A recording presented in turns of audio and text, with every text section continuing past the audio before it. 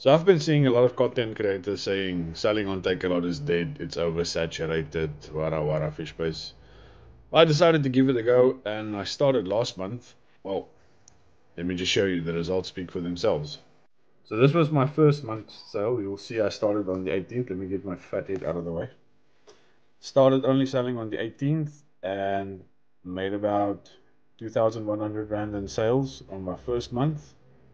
These are my sales for the current month, this month. And you'll see down there in the right hand corner, that's where I'm currently sitting at. Takealot sales ain't big. It's just don't don't sell oversaturated products. And I know saying that sounds easy.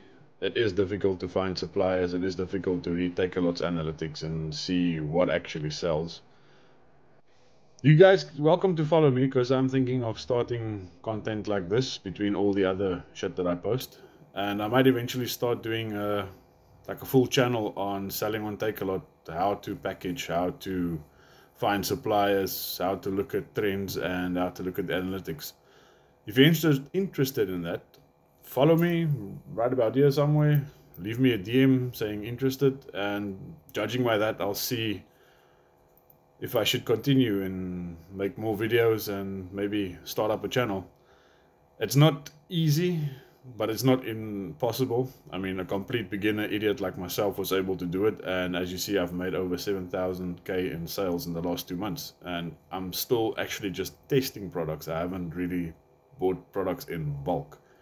We haven't shipped quite a lot of stock to Takealot. These are just me testing products and deciding on which one's got the best margins, which one will make the most money in the long run. So yeah, let me know. Cheers.